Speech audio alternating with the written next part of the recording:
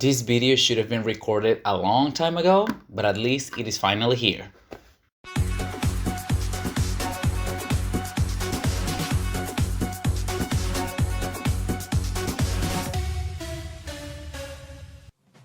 Hello guys, one more time and welcome to Ring Royalty. My name is Alexis, as you already know, and here today we are in another episode of Rise and Fall. This time around talking about one of the latest released superstars. Well, not that latest, but I took my time. Sorry, I was busy, but I feel like Toni Storm completely deserves to be in this Rise and Fall video because her career in WWE was a very rocky road, and we're going to analyze all of that today. This is the time to see if there were more ups or downs in Toni Storm's career. The rise and fall of Toni Storm. Toni Rosal, aka Toni Storm's debut in wrestling happened at the age of 13 in her home country Australia. However, from 2015 to 2017, she became an indie darling outside her home country. In the States and many other different countries, she participated in many different promotions such as Progress Wrestling or even Stardom in Japan. Those are very great accolades, but her big break would come in 2017 when she was one of the participants of the inaugural Mae Young Classic tournament in WWE. She gave out banger after banger, defeating the likes of Lacey Evans and Piper Niven in the first rounds just to be eliminated by Kairi Sane, the eventual winner, in the semi-final. Match that was an absolute banger. If you haven't watched it, go check it out. Like, the Mae Young Classic was such a great platform for all the women that participated there to show what women's wrestling is all about. I think Toni Storm had a lot of charisma. Her character was there. She was a rocker chick. She was very cool. She connected with the crowd, and that's why WWE decided to call her again for the tournament in 2018. The Mae Young Classic 2018 was another show of women's wrestling at its finest, and I couldn't be more proud of what Toni Storm gave us. She completely swept the competition and reached the final, where she defeated the Genius of the Sky, Io Shirai, in the pay-per-view Evolution, the first ever all-women's pay-per-view. This was a historic moment because it was the only time ever WWE held an all-women's pay-per-view. Toni Storm was relatively a newcomer. I don't think she was signed at the time yet, and she already participated in this monumental event and won the tournament.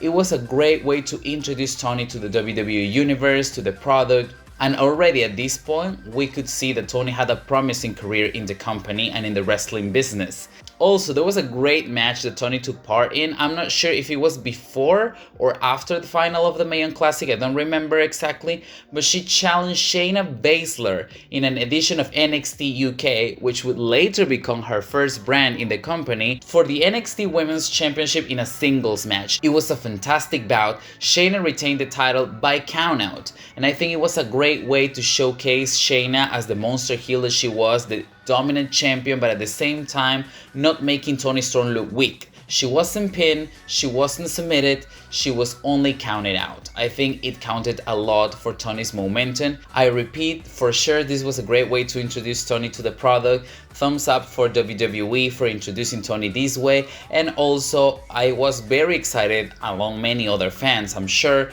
to see what she could actually do as part of one of the brands in WWE. That brand would be NXT UK. She began her career in NXT UK and this time participating in another tournament to crown the first ever NXT UK Women's Champion. Once again, she reached the finals, and in November she main evented NXT UK and faced off against Rhea Ripley, who would eventually become the first ever NXT UK Women's Champion. Toni Storm was devastated, and so were we. I thought Toni Storm was definitely the one that people thought would become the first champion. She was the most popular one. She came out victorious in the Mae Young Classic just a couple months before this title match, so she had everything going her way. However, I do think it was a smart move not to make Toni Storm the champion right away, so she could chase the title and we can build not only Toni but her opponent, in this case Rhea, to start building stars and having star power in the NXT UK Women's division. So everything so far is fantastic. And it got even better when in the first takeover of NXT UK, which was Takeover Blackpool on January 2019, the rematch happened and Toni Storm, after hitting 3 Storm Zeros, would defeat Rhea and become the second ever NXT UK Women's Champion. Such a sweet moment for Toni Storm. I mean, she was fighting all the way from losing her rematch 2 months to get another chance at the championship, and she got it with flying colors. She dominated, and I think both of them established or set the bar for what the UK women's division will be in the years to come. It is a hard-hitting, very technical women's division, and these two were the pillars, the pioneers of it. So congratulations. I mean, this was very well done and very well prepared. So far, we're still going up in Toni's career. Her title reign was interesting. She was champion for 231 days. Unfortunately, it wasn't as action-packed as we would want to, because Toni would get injured halfway through the reign.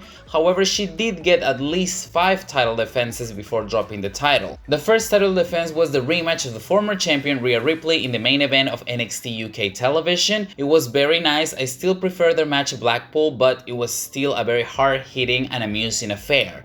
Then she would defend the title against Jeannie in another main event of NXT UK.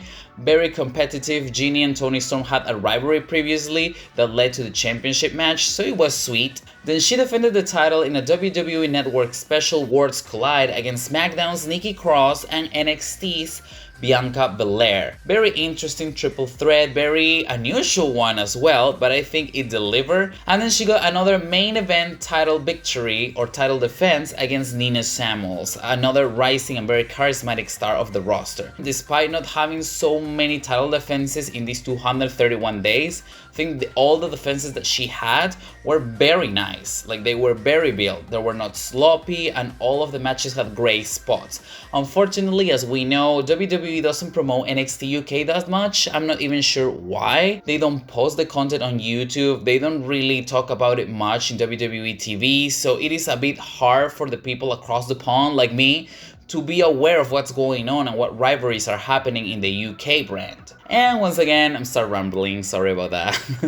Anyways, let's go back to Toni Storm's career. She would lose the championship at NXT TakeOver Cardiff against Kaylee Ray, the woman that won a battle royal to become the #1 contender. Losing the title made Kaylee Ray and Toni Storm start a rivalry. And I have to say, this is only my personal opinion, but this rivalry is still the best NXT UK women's rivalry we've gotten up to this point. Toni and Kaylee Ray completely delivered, and it all started at NXT TakeOver Cardiff, where Toni Storm lost her championship. Trying to chase the championship again and win it back from Kaylee Ray, Toni gave us 2 bangers. The first happened at NXT TakeOver Blackpool 2 on January 2020, where she faced not only Kaylee Ray but also Piper Niven in a triple threat women's championship match.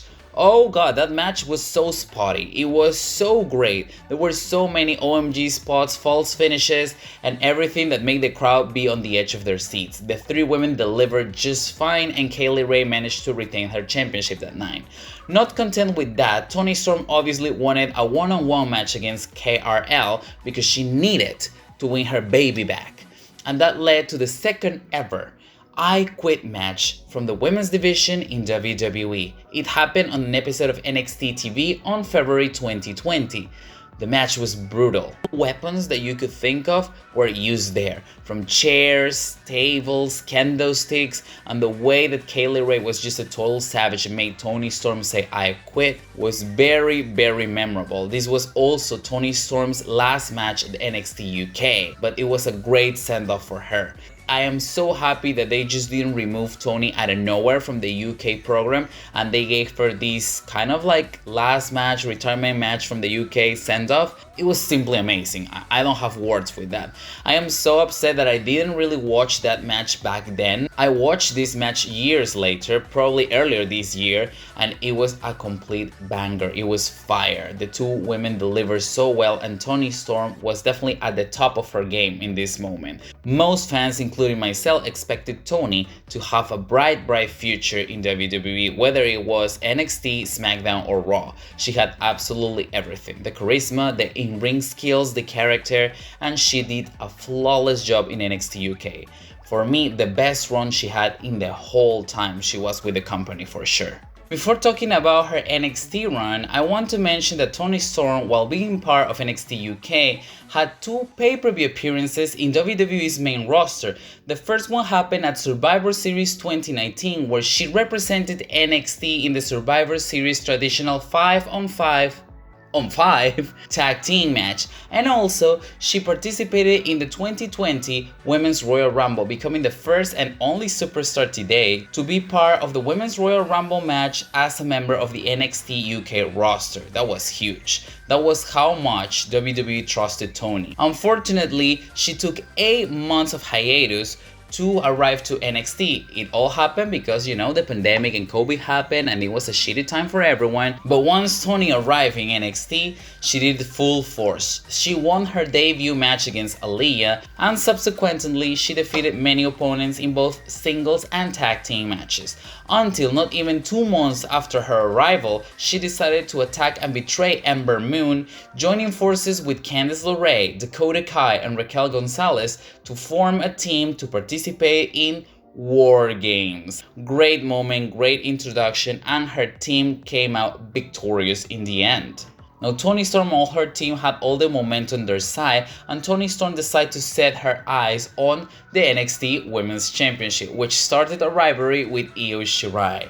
Io Shirai, the woman Toni defeated in the finals of the Mae Young Classic back in 2018. So it was deja vu. Toni Storm was basically telling everyone how she already defeated Io Shirai and she would do it again, this time for the NXT Women's title. Out of this rivalry, Toni got 2 title shots. The first one happened in 2021 NXT TakeOver's Vengeance Day, when she faced Io Shirai and Mercedes Martinez in a triple threat match that was really sloppy for some reason. Toni had that table incident that became a meme shortly after the pay-per-view ended, and it was just awkward all over the place. It looked like it finished really fast. I'm not sure if it was because the table was broken and there were some spots were supposed to happen there. Io Shirai managed to pin Mercedes Martinez. Toni Storm then remanded a rematch and she got it on March 2021, and she lost in the main event of NXT to Io Shirai after a crossface. The match was way better than the Vengeance Day one, but it was still nothing that spectacular. I think they both delivered, but I don't know, maybe I was expecting a little bit more, considering we're talking about Io Shirai and Toni Storm. Their match at the Mae Young Classic was way better than this title match, but maybe that's just my personal taste. Then Toni began a feud with newcomer Zoe Stark. For some reason, Toni Storm hated Zoe Stark. We never really got an explanation because of that. Maybe because she felt like the newcomers could take her spot or whatever.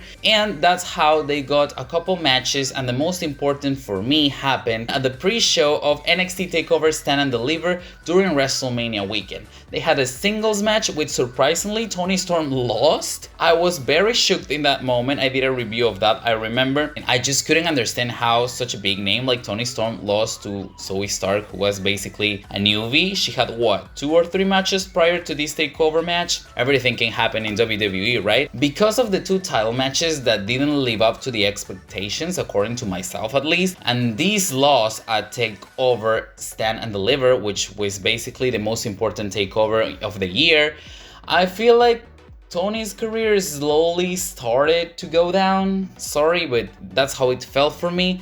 Then she got a rematch on NXT TV, which would be also her last match in NXT, and she defeated Zoe Stark, debuting her new finisher, the Storm 1. The finisher is so creative, it looks brutal. I think kudos to Toni Storm because, let's be honest, everything has been done in wrestling already, but coming up with a new finisher that looked this devastating deserves some extra kudos, and Toni did that. Let's say overall her NXT run was okay. It wasn't better than the NXT UK one for sure, but at least we got some nice moments like the War Games match. She got 2 title shots and she came up with a new finisher to get some payback on the newbie that defeated her in the biggest event of the year for the brand. So I guess it's just correct, right? We're slowly going down, but it's still correct, it's still okay. But wait till we see how she did on the main roster though. After defeating Zoe Stark, there were many rumors that Toni Storm would move to the main roster, and the rumors were actually true. We didn't really know which brand she would go to until suddenly in July we got some vignettes from Toni Storm coming to SmackDown. So it was nice. SmackDown has always been known as the land of opportunity, at least it was back then before, Ronda and Charlotte took over and this became a mess like we are in this mess right now. But I mean, that's another story. And that same month, she defeated Zelina Vega with the Storm 1 to win her debut on the main roster. It was nice. I mean, it was a great introduction. The match wasn't that long, it wasn't that memorable, but at least Toni picked up the W and she could showcase her new and amazing finisher in front of the WWE audience and many millions of people around the world. So, I mean, that's a win to me. And this is when everything started to go downhill for real. For the next 3 or 4 months, Toni Storm did absolutely nothing. It was incredible to me how they were wasting such a great talent like Toni backstage. She was in random backstage segments talking to random superstar or sometimes not even appearing on TV at all. She lost the first round of the Queen's Crown tournament against Zelina Vega, the woman she defeated easily in her debut, but apparently this time around she couldn't. I believe the only match that she won during this period of time was the tag team one against Zelina and Carmella while teaming up with Liv Morgan. A lot of fans were worried, but everything relaxed a bit when Toni Storm began a program with SmackDown Women's Champion Charlotte Flair. We thought maybe this is the storyline that Toni needs. Because, I mean, why not? You're working with one of the top dogs of the women's division, Charlotte Flair. And it was something very fresh because Toni Storm have never interacted with Charlotte before, if I'm correct. Unfortunately, once again, that was not the case. And this will be one of the biggest downs, if not the biggest down, in Toni Storm's WWE career. The only decent part of the feud was the beginning where Charlotte just got disqualified by attacking Toni Storm, and that's how later Toni Storm would receive a SmackDown Women's Championship match. The pie segments, the lack of chemistry in the ring, I don't know what was the problem, but it just didn't click. Like, the pie segments were awful. It definitely reminded me of the Divas era once more. Before getting her title shot, she participated as one of the members of the SmackDown women's team in the Survivor Series traditional 5-on-5 tag team match, which for me is the best thing that Toni did during her SmackDown run. She eliminated the tag team champions from Raw, Carmella and Zelina Vega, before getting eliminated by Liv Morgan. Still, they showcased Toni pretty strong in the early going of the match. She got 2 eliminations, and even though she was eliminated, I think this was the best match that she had as part of the SmackDown roster. Incredible, right? I mean, it's not even the title match, it is just a random 5-on-5 tag team match. Her SmackDown Women's Championship finally happened at the Christmas edition of the show, where the chemistry was so off. The crowd was so dead most of the match, and the match ended abruptly, I believe with a small package, and that was it. There was no animosity. I don't think there were very big spots. If there were, I don't remember any of them. These are 2 great performers, but I just don't think their styles match up that well. The chemistry was just simply not there. Nothing was working. There were a lot of botches, like Charlotte's double moonsault, like everything looked a little bit wonky. The end looked a bit rushed once again. I don't know. It was such a sad thing to see. Toni, I believe, was crying after this match, and rightfully so, because it was not what everyone expected. It didn't live up to the hype once more. And it is so sad to see how Toni Storm's only main roster title match happened this way. The following week, she had a triple threat championship match in a house show against Charlotte and Sasha, which she obviously lost because it's a house show. And after that, she took her bags and flew out of the city, quitting WWE. Listen to me, y'all. Get your facts straight. She wasn't released. She quit. Supposedly because of a burnout, but maybe she was just not feeling happy in WWE anymore. I mean, considering she started at the top and all her runs were going lower and lower each and every time. Like the Mae Young Classic victory. And then we got the NXT UK Run, became the NXT UK Women's Champion. Everything was going fantastic. And then we got the NXT Run, which was a bit lower. She got wonky matches. She lost some takeover matches as well. Her rivalry with Io wasn't as great as people expected. And then she was moved to SmackDown and had a lackluster feud with Charlotte Flair. I mean, motivation should be on the floor after all of these events. And that's how, sadly, Toni Storm's career in WWE ended. It is depressing just to think about in hindsight what Toni Storm's career could have been like and what it actually was. After quitting WWE, there were many reports saying that Toni Storm allegedly said that she was done being a wrestler, she didn't enjoy it anymore, she wanted to spend time with her family, and she was completely done. She would retire. This was not true though, and I am adding this last bit so we can end on a good note in Toni Storm's career because she is so talented. We need to have at least something positive at the end of the video so we don't end up crying, and that positive thing happened on late March 2022 this year, where she made her debut in All Elite Wrestling AEW, defeating the Bunny in a qualifying match for the Owen Hart Foundation tournament. Toni Storm looked great with a complete short bob this time around, not long hair anymore, so you know, when you cut your hair, this is definitely closing some chapters in your life. I think she closed one. Toni Storm, we wish you all the best in All Elite Wrestling. We want to see you in a tournament once again because Toni Storm became the queen of tournaments. I mean, 2 Mae Classics, the one to crown the NXT UK Women's Champion, this time around one in AEW. What can we say? Queen of tournaments. I really wish things would be good for you in AEW, that you feel comfortable and that you don't lose the passion for wrestling again. And I really hope that we can get the Toni Storm from NXT UK back in All Elite Wrestling, but we will see. Alright, so this is my rise and fall of Toni Storm. Let me know down in the comments, what do you think about her path in WWE? Did you like it? What was your favorite moment? And when did you think Toni Storm's career started to go downfall? Once again, thank you for your support. Also in the comments, I would like to hear or read, what other superstar would you like to see in this series of Rise and Fall? Give this video a like and subscribe if you haven't, and I will see you guys next time.